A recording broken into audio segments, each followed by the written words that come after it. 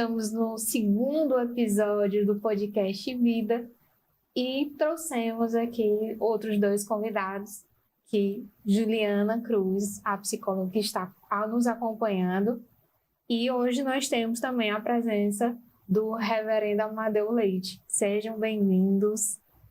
E hoje nós vamos falar um pouquinho a respeito da depressão. Juliana, depressão é doença? E sobre qual fundamento nós podemos considerá-la uma doença? Sim, é uma doença. Inclusive é uma doença neuroquímica do cérebro. Causa alterações cognitivas, físicas, emocionais, na rotina da pessoa. E o embasamento sobre a depressão ser uma doença está no próprio manual do diagnóstico de doenças mentais. Então, a gente se baseia por ele, inclusive estou aqui com ele, porque tem 14 sintomas, a depressão, e os dois mais recorrentes, que a gente chama os principais dentro da doença, é a falta de prazer nas coisas que antes eram prazerosas para aquela pessoa. Por exemplo, tem muita gente que gosta de academia, não sei que não são muitos, mas tem gente que gosta de academia. Tem gente? Vocês gostam? Eu gosto. Olha, Sim. então o pastor aqui já aprovou. Então tem gente que gosta de ir para academia. Imagina você perdendo o interesse total de fazer exatamente aquilo que você gosta. Então, o que acontece no cérebro?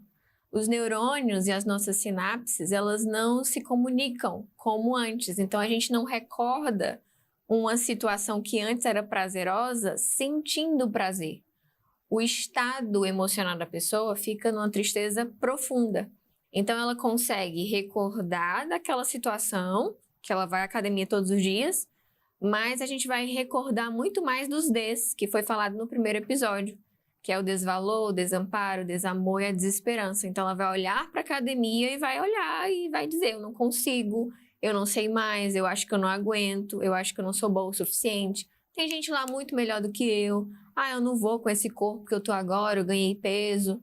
Então ela vai ver, ela vai explorar mais o negativo do que necessariamente pensamentos mais adequados. Eu não gosto muito da ideia do pensamento positivo, né? Porque, enfim, a gente não vai pensar positivo sempre.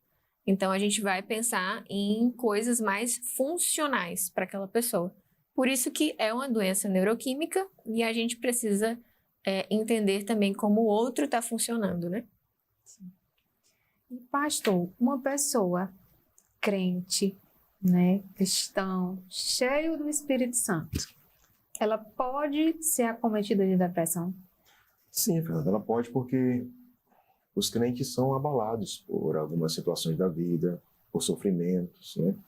Por mais que entendamos que Deus é soberano, que Ele cuida de nós, que todas as coisas cooperam para o bem daqueles que amam a Deus, mas certas notícias abalam o crente.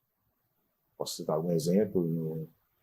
Quando perdemos alguém que amamos, quando recebemos o diagnóstico de um câncer, sendo nosso ou de alguém próximo. Por mais que o crente, né, o crente verdadeiro, ele seja cheio do Espírito Santo, mas sim, ele pode ter a depressão, né? E a minha ideia é que o crente tenha a fé abalada, certo? Quando a gente olha para a confissão de fé e a gente entende que o crente passa por problemas, quando fala lá na Perseverança dos Santos, no capítulo de número 17, na seção 1, que diz assim: os que Deus aceitou em seu bem amado, os que Ele chamou eficazmente e santificou pelo Espírito Santo, não podem decair do estado de graça, nem totalmente, nem finalmente, mas com toda certeza hão de perseverar até nesse estado, até o fim, serão eternamente salvos. Ou seja, o crente passa por depressão, mas entendendo que uma hora ele vai sair, ou se ele não sair, uma hora ele terá a saúde plena quando ele estiver com o Salvador. Mas enquanto estivermos aqui, nós iremos passar por dificuldades, né? Porque nós somos uma obra que só iremos ser completados quando Cristo voltar, certo? Eu não entendo que a depressão ela faça com que eu perca a minha fé. Porque se o crente tem fé, a fé dele pode ser abalada, eu repito, mas ele não perde a fé, certo?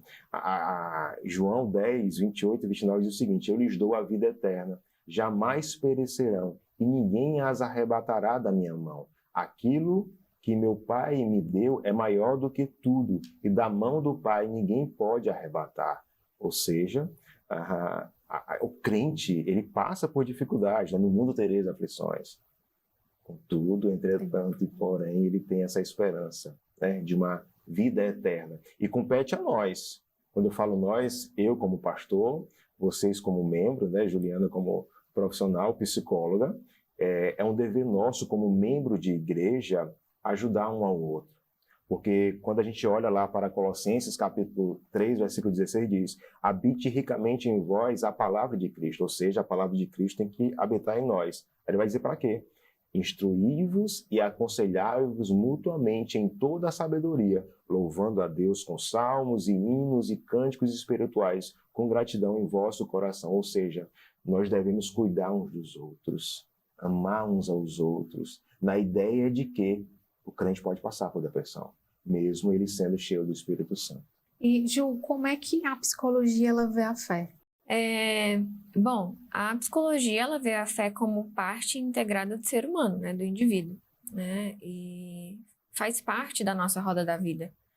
A gente até falou no primeiro episódio, dei a metáfora lá da pizza, né, cada fatia uma área da nossa vida, para ficar mais fácil da gente conseguir dividir mentalmente. Então, tem lá a parte espiritual. Então, nós precisamos dessa área, nós precisamos ter fé e que essa fé ela seja alicerçada de fato na verdade. Então, em coisas que, embora não vemos, mas podemos ter a certeza naquilo que acreditamos. Então, eu tenho alguns pacientes que têm depressão maior e a maior dificuldade deles é voltar a ter fé. Mas eles sabem o que é, eles leem para não esquecer e nem desanimar por completo, mas eles se questionam por que não sentem, né? Eu vou à igreja, eu tento sentir o que eu sentia antes, mas eu não consigo. É tanto que, embora tenhamos a fé do tamanho de um grão de mostarda, né, já seria o suficiente. Mas esse esforço que eles fazem é muito grande para sentir o que eles sentiam antes. Então, embora seja muito difícil, isso precisa ser ainda reforçado para aquela pessoa, para que ela continue fazendo aquela busca, para que ela não perca a visão dela sobre o que ela acredita. Então, se ela acredita nisso, uma coisa que a terapia, terapeuticamente falando, né, eu como psicóloga, conduzo o paciente a refletir sobre o que faz sentido e o propósito para ele. E eu sei que naquele momento é difícil, é muito difícil, mas há uma dedicação, há um querer e uma persistência dele, né? Então, esse apoio, como o pastor estava falando, ele precisa ser amado, ele precisa ser cuidado, ele precisa ser... As necessidades precisam ser atendidas e de fato. Então, se aquilo é uma necessidade, a gente precisa ver de que forma ela pode voltar a ser viva, né, dentro do coração e na mente daquela pessoa. E, pastor, como é que a igreja ela enxerga a medicina, né? Como é que ela enxerga a cura através da medicina? Excelente pergunta, porque por conta que eu sou um conselheiro bíblico, muitas vezes eu sou taxado como alguém que é contra a medicina. Eu acredito que a grande massa, a grande maioria dos pastores da IPB tem o mesmo pensamento de que é Deus que dá a sabedoria. Provérbios 2,6 diz: porque o Senhor dá a sabedoria e da sua boca vem a inteligência e o entendimento.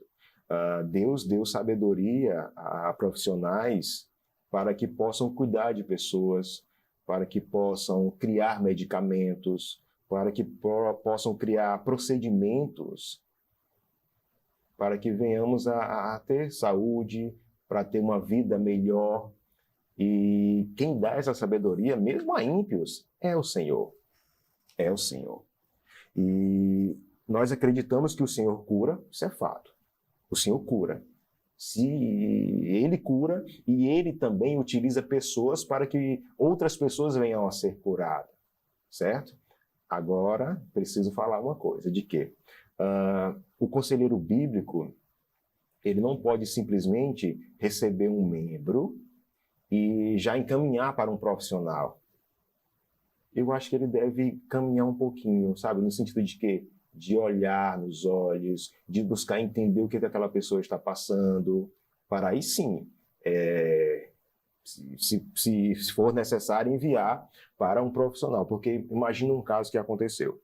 Uma mulher casada, com filhos, uma vida normal, uma rotina normal, ela passou a se sentir sem paciência,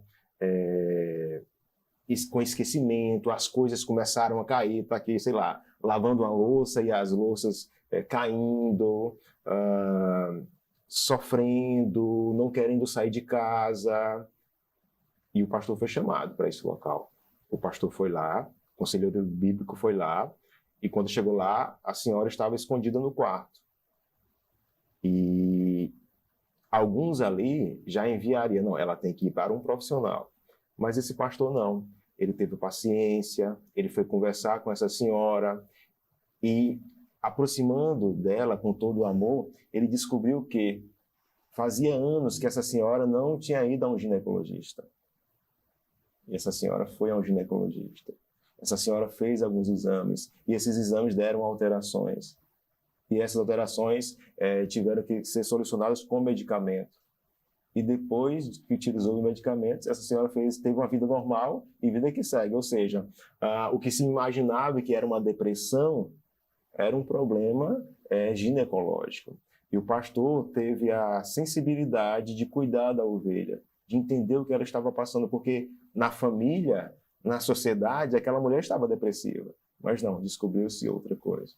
A gente pode entender, né, a depressão como um distúrbio psíquico ou um distúrbio espiritual, ou ambas as coisas? É como eu falei, sentando para conversar, olhando no olho, analisando, vendo a situação, sabe, como é que está em casa, porque, infelizmente, as pessoas querem soluções rápidas. Sim.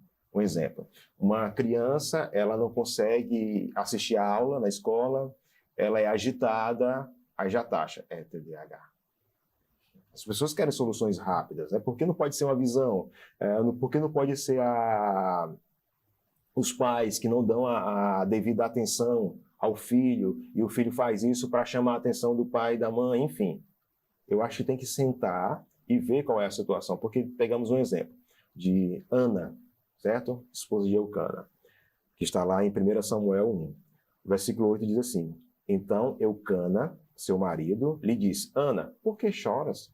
E por que não comes? E por que estás com o coração triste? Não te sou eu melhor do que 10 filhos? Versículo 10. Levantou-se Ana e, com amargura de alma, orou ao Senhor e chorou abundantemente. Ou seja, qual é o diagnóstico aqui? É uma pessoa amargurada, triste, que chorava e não comia. Certo? Depressão. É alguém que estava com depressão. O que essa pessoa faz? Ela ora ao Senhor. Versículo 11. E fez um voto, dizendo: Senhor dos exércitos, se benignamente atentares para a aflição da tua serva, e de mim te lembrares, e da tua serva não te esqueceres, e lhe deres um filho varão ao Senhor, o darei por todos os dias de sua vida, e sobre a sua cabeça não passará navalha. O texto fala que ela orou ao Senhor, né? Fez esse voto ao Senhor, e naquele momento ele pensava que ela estava embriagada. Aí ele diz o seguinte, ó, no final do versículo 14: Até quando estarás embriagada? Aparta-te do vinho. Imagina, uma mulher sofrendo, colocada como alguém que estava embriagada. Aí Ana respondeu: Não, Senhor meu, Eu sou mulher atribulada de espírito. Não bebi nem vinho nem bebida forte, porém venho derramando a minha alma perante o Senhor. Não tenha, pois, a tua serva por filha de Belial, porque pelo excesso da minha ansiedade, ela fala isso, e da minha aflição é que tenho falado até agora. O conselheiro bíblico viu essa mulher balbuciando, é isso que fala, né? Sim. E achou que a mulher estava embriagada, mas a mulher estava sofrendo e derramando o coração dela para o Senhor.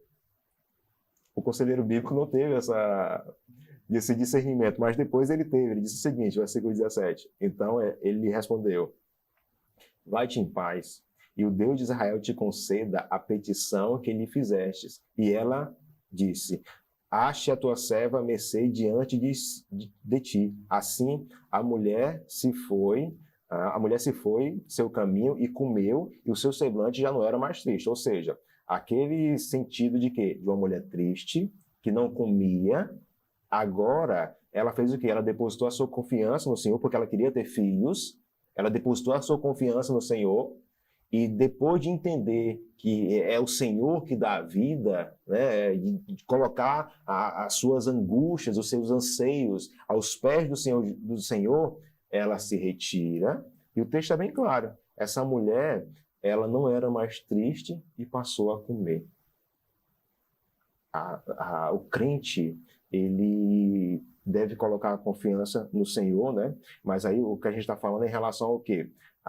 Como distinguir, né? Se é algo espiritual. Se olhássemos, o profeta Eli já taxou alguém que está embriagada.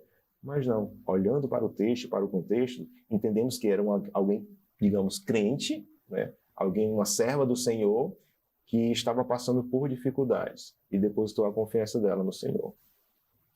Essa pergunta ela é muito boa e eu acrescentaria, na verdade, ia contribuir com a resposta, vou contribuir com a resposta, em relação ao que ele falou, né? A base clínica.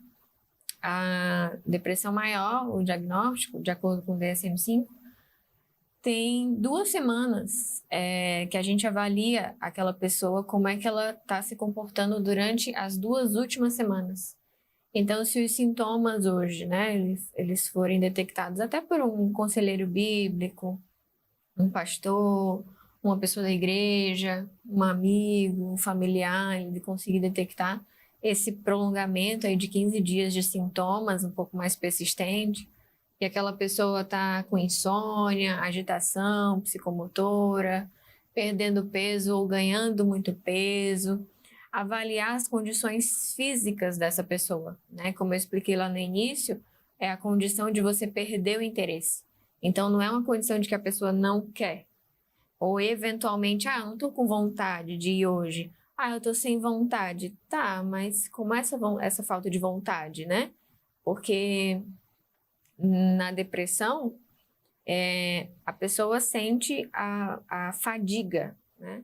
É tanto que geralmente os pacientes eles falam que eu sinto muita preguiça, uma preguiça muito grande de não conseguir se levantar, né? De ficar insatisfeito porque acordou e ainda está ali, não conseguiu lavar o cabelo, não conseguiu escovar os dentes, né? A pessoa não está semanas sem lavar o cabelo. Então, a depressão vai a esse nível. Então, eu preciso olhar as condições ambientais, físicas, psicológicas, né, dessa pessoa para poder, de fato, eu ver se é uma condição psíquica, que na verdade não é só psíquico, também é físico, ou espiritual, né, como o pastor citou. Não é aquela tristeza ou aquela apatia daquele dia, não, é algo muito mais prolongado, né? Tem uma pergunta aqui que muitas dessas perguntas são das nossas caixinhas, e essa aqui eu achei bem interessante. Se a depressão ela é ocasionada por um pecado deliberado, o que fazer numa situação dessas? Né? E como você colocou no início, ela pode ser ocasionada sim por questões biológicas, questões neuroquímicas, mas quando é um pecado deliberado, né? Qual é o procedimento, né? O que fazer numa situação dessa? Apresentar a Cristo à pessoa. Tem que apresentar o Salvador. O conselheiro bíblico, ele deve ter as Escrituras como regra de fé e prática, e também essa regra de fé e prática deve ser utilizada no aconselhamento bíblico, no aconselhamento, para que, diante da palavra de Deus, essa pessoa, né, está falando de um pecado deliberado, para que essa pessoa entenda que está pecando e ela deve mudar de vida, certo? O que ocorre, Fernanda e Juliana, infelizmente, é que poucos membros, ao invés de encarar o problema, eles não encaram o problema, eles vão para medicamentos. Deixa eu dar um exemplo. Imaginem um rapaz, ele chega no pastor e diz: pastor, há 3 dias eu não consigo dormir. O pastor conversa, busca entender o que está acontecendo e descobre que há 2 semanas ele está brigado com a sua mãe. O pastor, como um conselheiro bíblico que é, vai tentar orientar para que haja paz naquela casa, naquele ambiente. E ok, o rapaz sai, daqui a 2 semanas o rapaz aparece e diz: pastor, agora eu estou dormindo. O que vem na cabeça de vocês? O que vem na cabeça do pastor? Que ele conversou com a mãe e resolveu a situação. Não. O que ele fez? Não, pastor, eu estou tomando medicamento e agora eu consigo dormir. Entendeu? Ao invés de resolver o problema com sua mãe, o pecado que existia, ele procurou outro meio, que era o quê? Tomar medicamento e conseguia dormir. E, infelizmente, Fernanda e Juliana sabem muito bem disso, que deve escutar isso todo dia no consultório. Várias famílias estão destruídas por conta de orgulho, por conta de que não existe perdão, não existe desculpa. Infelizmente, em lares de crentes. Famílias estão se dissolvendo por causa de orgulho, de reconhecer o seu erro. E nós somos chamados para confessar os nossos pecados, porque o pecado deliberado faz com que o nosso corpo sinta. Lá em Salmos, no livro de Salmos, no capítulo 32, versículo 3, o salmista Davi vai dizer que o pecado que ele se calou trouxe danos ao seu corpo. Diz o seguinte: enquanto eu calei os meus pecados, envelheceram os meus ossos, pelos meus constantes gemidos todo dia. Porque a tua mão pesava dia e noite sobre mim, e o meu vigor se tornou como sequidão de estilos. Ou seja, o pecado que ele não confessava trouxe danos ao seu corpo. Ele não buscou resolver o problema. Infelizmente, as pessoas têm buscado alívio. E o remédio traz um alívio. O remédio faz com que a pessoa durma, mas ela não busca resolver o problema. Não tratou o problema na sua raiz, né? Davi confessou, e ele disse, versículo 5, confessei-te o meu pecado, e a minha iniquidade não mais ocultei. Ele confessou o seu pecado. Assim, conselheiros bíblicos, que vocês possam se utilizar da palavra de Deus. Ela é o que precisamos para orientar as pessoas.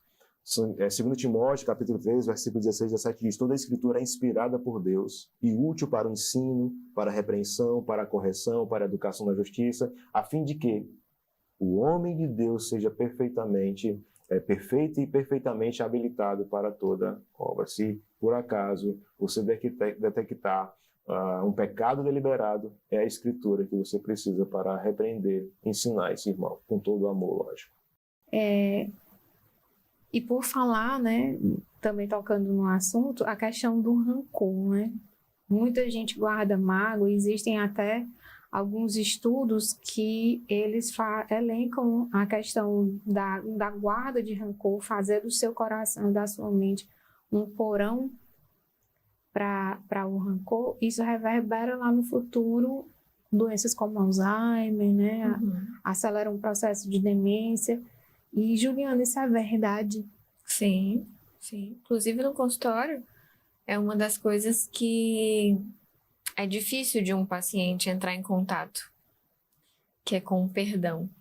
Então, é difícil. Eu percebo a dificuldade que as pessoas têm em relação a perdoar. a tratar uma condição de que você precisa quebrar o seu orgulho para que você consiga sentir de fato a leveza de estado emocional. Pronto, eu não guardo, não carrego ninguém sobre as minhas costas. Eu não tô trazendo pesar sobre a minha mente, eu não tô trazendo pesar sobre o meu coração e os meus pensamentos, né? Então, quando a pessoa ela carrega muito rancor, mágoa, muita apreensão de estresse, né, vinculado a essa questão, inclusive tem estudos que falam sobre isso, né? Inclusive tem a doutora Ana Beatriz que tem um estudo dela que fala sobre isso, que muitos pacientes, inclusive, desenvolvem as doenças crônicas, que é a doença de Crohn, a fibromialgia e por aí vai, né? O Alzheimer, enfim. Então, tem doenças crônicas que, inclusive, essas pessoas que se conduzem a essa escolha, né? A essa dificuldade em liberar, elas vão somatizar porque o corpo vai sentir. Em algum momento, o corpo ele vai somatizar. Inclusive, dentro do DSM-5, tem falando sobre as doenças psicossomáticas. Aquelas doenças que elas não necessariamente têm uma causa orgânica, mas ela tem uma causa emocional.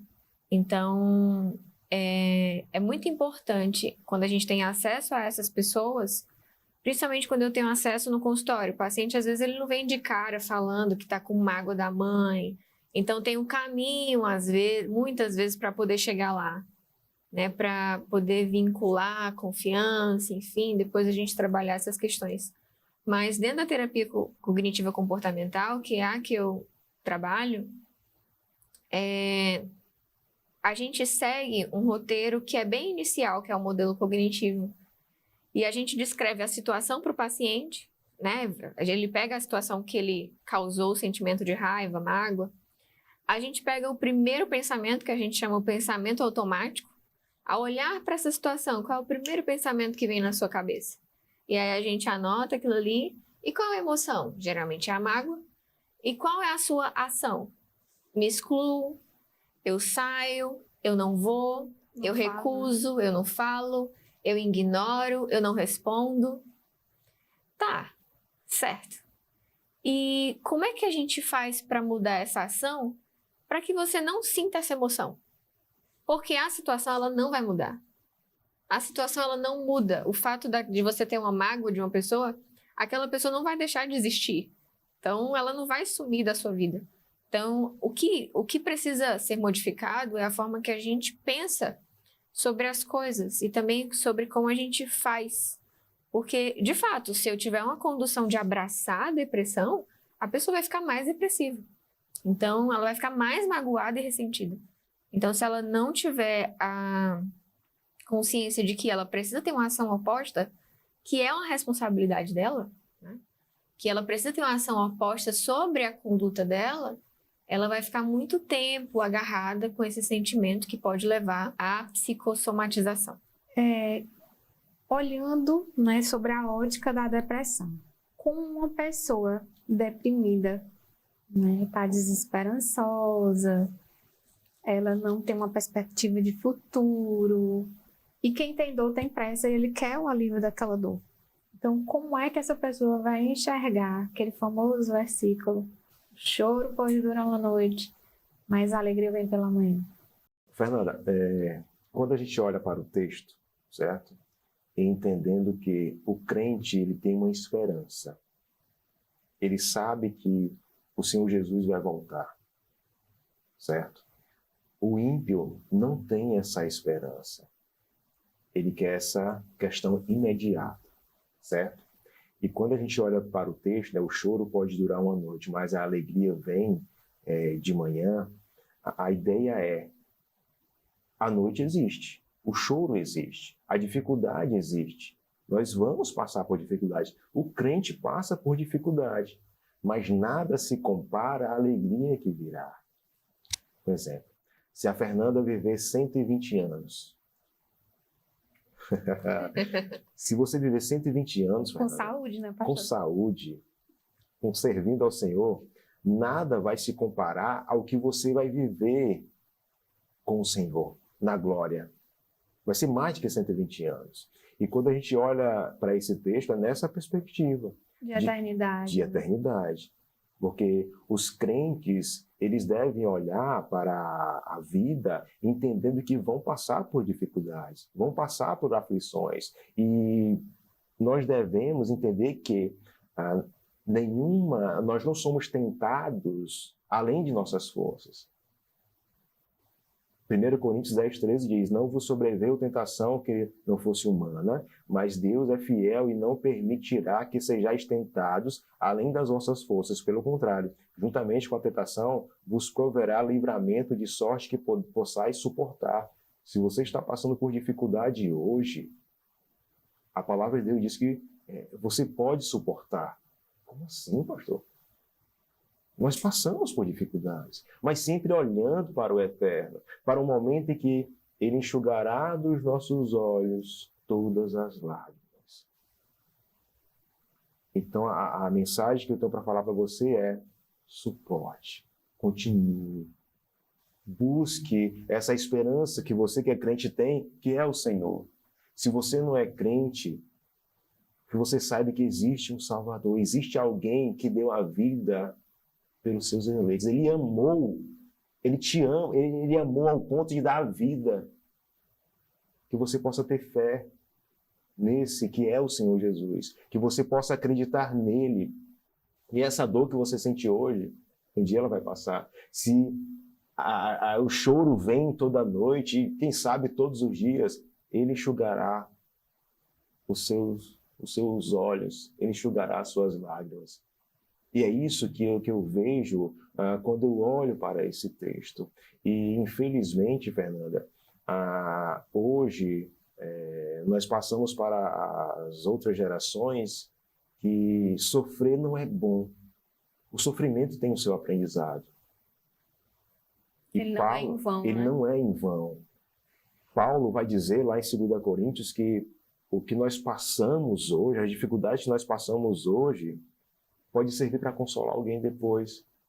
2 Coríntios, capítulo 1, versículo 3, diz assim, bendito seja o nosso Deus e Pai, de nosso Senhor Jesus Cristo, o Pai de misericórdias e de toda consolação.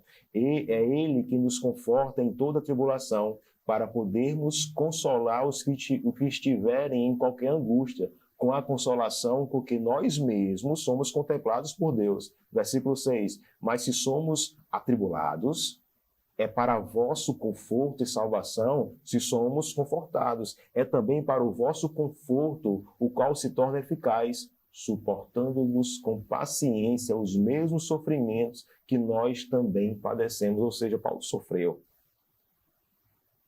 Paulo sofreu. E crente sofre. Crente tem depressão, não é isso, Juliana? Mas a ideia que o apóstolo Paulo traz aqui é que o sofrimento que nós temos é para que venhamos consolar outras pessoas posteriormente. Eu nunca perdi um filho. Eu não sei, eu tenho 2 filhos, eu não sei o que é perder um filho. Eu não tenho a experiência de dizer para uma mãe ou um pai que perdeu um filho. Eu não tenho. Eu posso pensar que é uma dor forte, com certeza é uma dor forte, mas sentir, eu não sinto. E se eu tivesse perdido alguém, um filho, eu teria como consolar alguém, digamos, de experiência. E se eu tivesse tido essa experiência, é para quê? Era para consolar alguém. Se você hoje sofre por alguma agressão, alguma perca, reflita. Deus te quer para que você seja um instrumento na mão dele, para que você venha consolar outras pessoas que passam pela mesma dificuldade que você está passando. Não é fácil, não estou dizendo que dores são fáceis de suportar, não são. Só quem sabe a dor é quem está passando, é muito forte. Mas se você confia no Senhor, eu tenho certeza, Ele vai fazer com que essa dor, no mínimo, diminua. Eu espero que Ele faça desaparecer. E desaparecendo ou diminuindo, que você possa consolar outras pessoas. E sempre apresentando a Cristo. Sempre apresentando o Salvador. Sempre apresentando o momento perfeito que nós teremos com Ele. Sem dores, sem choro, sem problemas, sem dificuldades. Mas enquanto Ele não vem, nós iremos passar por sofrimento. E nós devemos passar para a próxima geração que eles possam aprender a sofrer. Eu estava aqui conversando com a Juliana antes de iniciar, de que eu tenho 2 filhos, né, o Tito de 7 anos e o Noah de 3 anos, e em algumas atividades eu permito que eles sofram. Que eles sofram em montar um Lego. Montando um Lego, papai, eu não consigo. Continue, uma hora vai dar certo. Daqui a pouco vem de novo. Não, passou uma semana, pai, eu ainda não consegui. Uma hora vai conseguir. Lidando com a frustração. Lidando com a frustração. Para quê? Para que ele feche ciclos.